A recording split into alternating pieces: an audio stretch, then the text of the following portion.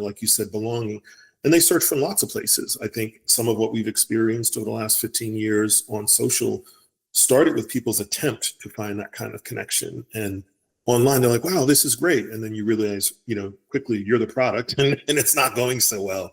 But now the genie's out of the bottle. You see it happening in AI already, where people are really using their Gen AI tools as companions. And all of this to me stems from this deeper craving that most of us have for that level of connection. And so when employees show up to work, even in different generations, to your point, you can still see signals that it may not be expressed the same as it might be for a younger generation. Your business's success depends on relationships with customers, relationships with employees, and relationships with stakeholders. What do they all have in common? They're all human. Because no matter if your business is B2B or B2C, it's really H to H, human to human.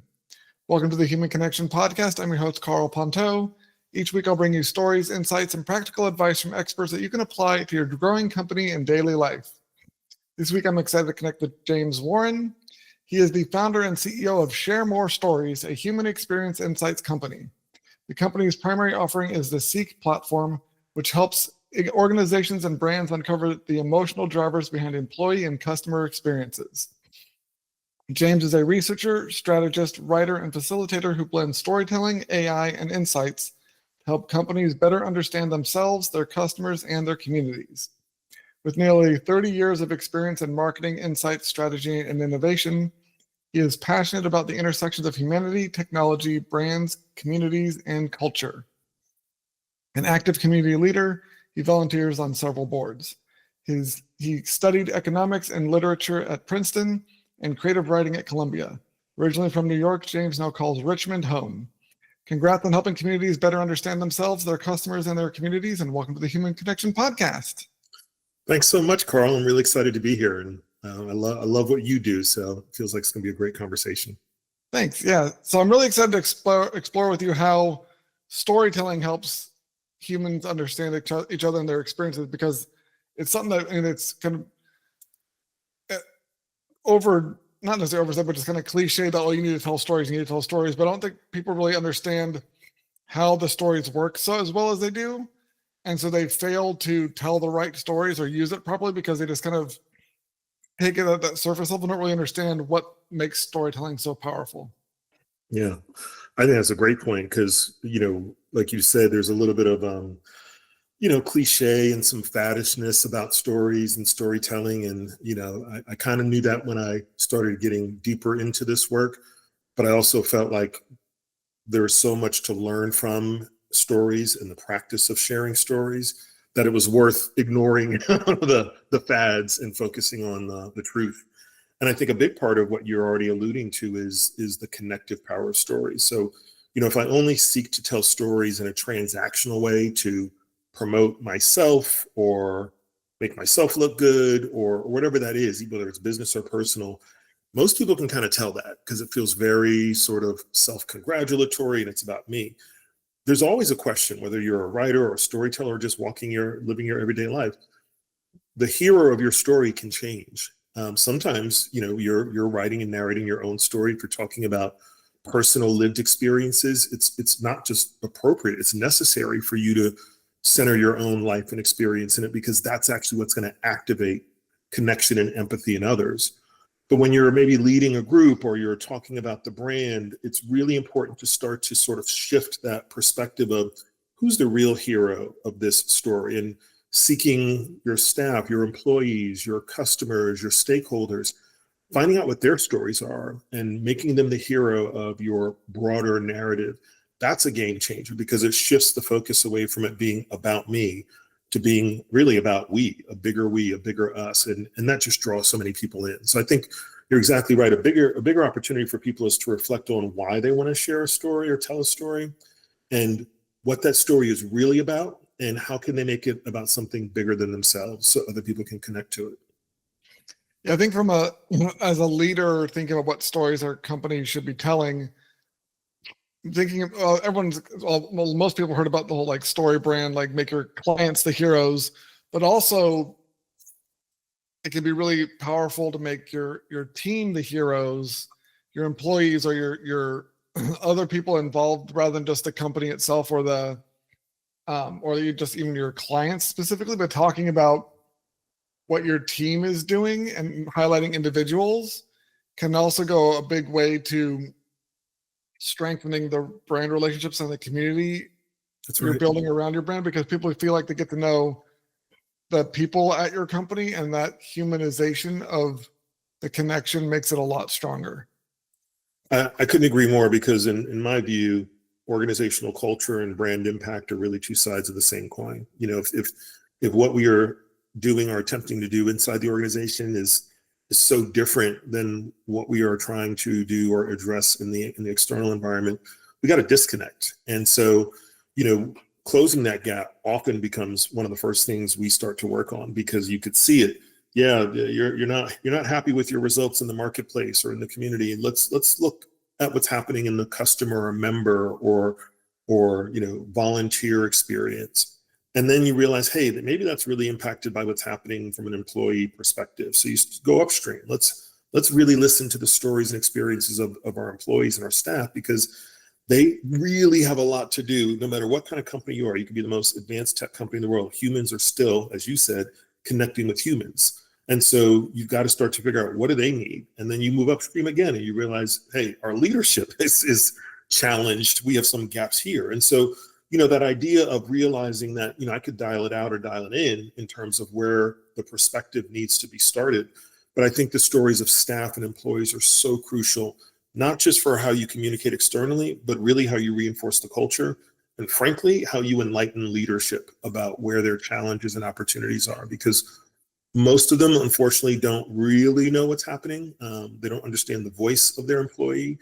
They're stuck in employee engagement surveys that kind of tell them the same thing year after year. And meanwhile, employees might be becoming more and more disengaged, frustrated, and then they start to leave. And then you wonder, 3 years in, how come we've been draining talent? Because your staff and your team don't feel heard. They don't feel understood. Their stories aren't listened to. So oftentimes that's one of the best places to start. Whether things are broken or not is a good place to go.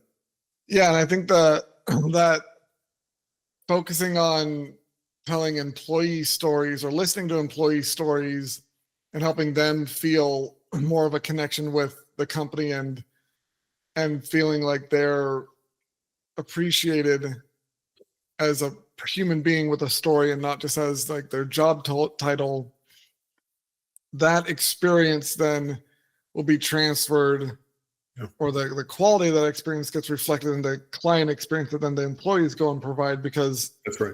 they're have a lot and they'll be willing to do a lot more for the business because they're feeling that sense of belonging and connection and actually being seen. And that's what people, I mean, a lot of people are looking for in the sort of relationships they want for a business. There are some people that are like just looking for a show up, do the work and go home.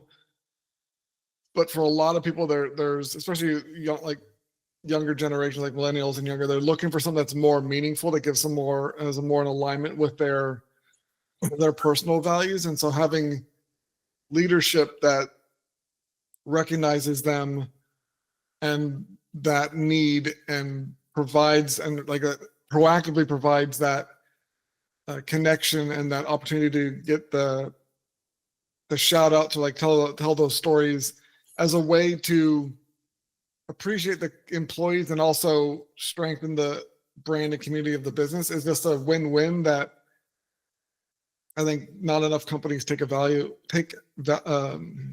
of.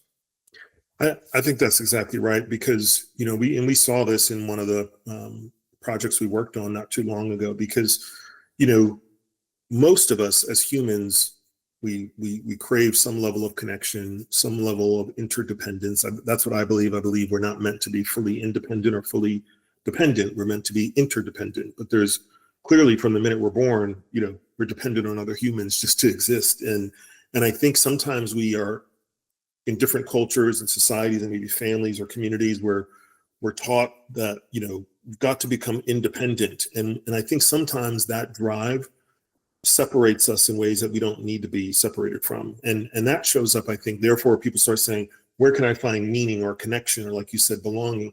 And they search from lots of places. I think some of what we've experienced over the last 15 years on social started with people's attempt to find that kind of connection. And online, they're like, wow, this is great. And then you realize, quickly you're the product and it's not going so well.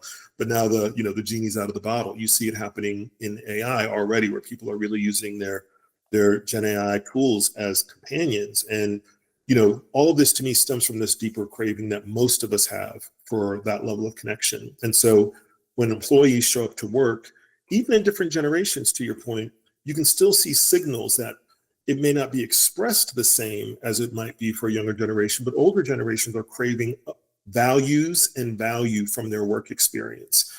And if they can't have it the way they want it in their emotional experience at work, then they seek it from someplace else. But I think that one of the things we did, we were working with a health and wellness organization, and we learned that they had a really, really interesting dynamic. Their team experience, particularly around the emotions of, say, trust, really mirrored their member or customer experience. And when we showed that to them, they were blown away, because it was almost the first time we had data to prove what we kind of anecdotally know, that as the customer and the employee experience goes, so goes the customer experience. They could see it for the first time in the data, and it really emboldened their leadership to be extra committed to, we've got to really double down on how we improve the staff experience, because they are exactly as you said, they translate that to the customer, to the member, to the patient. And we were able to see it in real time. It actually shifted how they thought about leadership development, employee engagement. They really took the insights to heart, which was great, and started making some better decisions on how they cared for their staff. Yeah, a great anecdote there, a great case study of how, not just the anecdote, but because you had the data to show up hey, this is not just wishful thinking or right. an idealized version, but it's here's the actual data that exactly right. showed that when your employees are feeling empowered and listened to and cared about, then that's reflected in the client experience. And it's unfortunate that it takes so long for so many people to realize that's what the reality is, until they see it explained so blatantly in front of them. But I wanted to touch back on the kind of codependence or interdependent sort of thing, because there's this, I think you mentioned the different cultures, there's different levels of this. And I think it is something that in the US, there's this, it's almost like a harmful, you have to pull yourself up by a bootstrap. You can't need any help. You're a self-made, successful entrepreneur or self-made person. And it's taken to such an extreme that it's harmful, because people feel like they can't ask for help, or they can't reveal any sort of weakness or perceived weakness, because it's been ingrained into them that asking for help is a sign of weakness, when really the vulnerability and asking for help and wanting to connect with other people is a sign of strength, because you have to take off your armor and really connect with people. And the way you connect is by showing that vulnerability. And that's when we see other people do it, we go, oh, wow, that's really powerful. They're such a strong person. But when you think about trying to do it ourselves, you're like, oh my gosh, I don't want to seem weak. It's but the other person does it and you think it's a sign of strength. Why? And so there's this weird cognitive dissonance and harmful, independent, or person who doesn't need any help from anyone else is a stronger person, and I think I mentioned on another episode not too long ago, but whenever I see someone claim that they don't need help from other people, or don't need it, they got where they are all by themselves, I say, okay, if you ever we're going to take you and drop you naked in the woods, and we're going to scrub all your memories. So you can't use anything you learn from anyone else or any societal advancement. You're going to be completely memory wiped and just dropped in the woods somewhere. Go survive by yourself. How well do you think you're going to? Because everything we do in life, we learn from someone else, or we get society. We're all dependent on other people or the previous generations to survive. And so there's this infuriating narrative that persists of people thinking that they don't need help from anyone else, and they shouldn't have to help anyone else because we should be all self-sufficient, when really that's just not how reality works. And so when especially leaders and companies realize that we get a lot more done when we work together and support each other, and that the sort of like the metrics and the results that leadership or stakeholders or shareholders are caring so much about is actually easier to achieve when you invest and care about the people on your team. Then it's something that I wish I could kind of like snap my fingers and force in everyone's head of like, this is how it should be done because this is what actually works.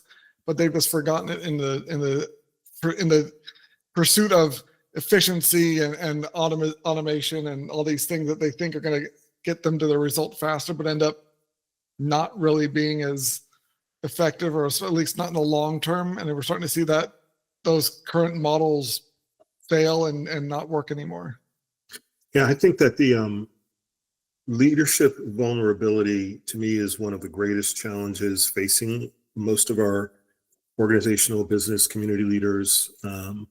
And it's also got the greatest potential for improving experiences of people in their care, whether that's their team or their community or their customers and clients. Because when a leader does demonstrate that healthy vulnerability, it actually, as you say, reveals a strength, but it also reveals, it activates their empathy. Because one of the things we'll see in some of the work we'll do is maybe as we move them upstream to say, it's not a market problem, it's not a customer problem, it's not an employee problem, it's a leadership problem. And that's hard for some leaders to hear. And so the best way to show that to them is first from the stories that maybe we've collected from their team. And we pay really careful attention if we're facilitating it versus them just using the platform on their own. We'll pay really close attention to like, where's this leader at from the start? Are they in touch with their own emotions? Are they an empathetic leader, or is that hard for them? That doesn't mean they're bad. It just means it's not a skill that they've, like you said, practiced a lot or thought that they needed to use a lot.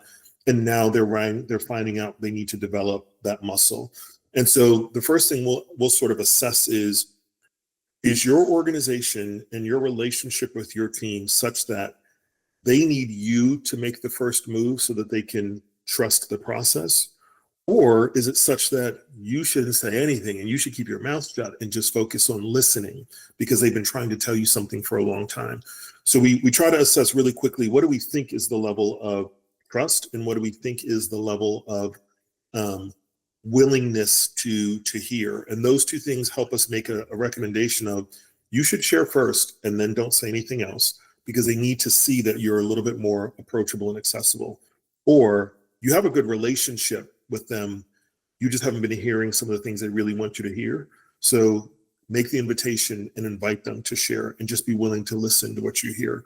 When that happens, sort of both aspects of that vulnerable leader, either leading with an example that may be uncomfortable for them or opening themselves up immediately to hear what people have been trying to say, it can start building or rebuilding trust, not quickly, but very effectively, because it is based on, again, I'm vulnerable, I'm demonstrating or role modeling, either going first with something I'm afraid of or being willing to hear and not respond.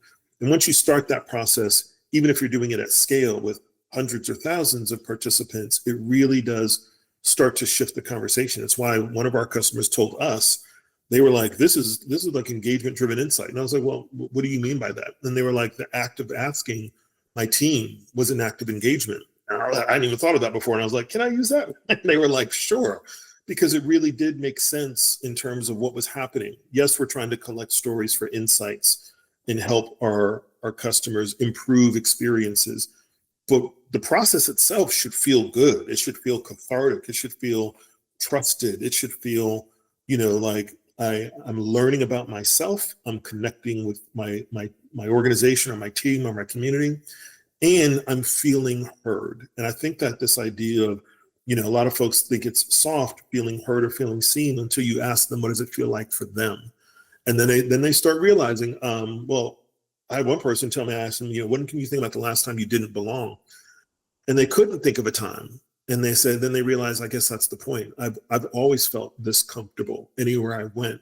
And I don't even know what it's like to not feel heard or seen or appreciated, because I've never not felt that. And that alone was a huge opportunity for them to start listening and receiving and being open to the insights that they would gain. Yeah, I think that overall, just people being more mindful about what their experiences and and it helps them understand how someone else could have a different experience.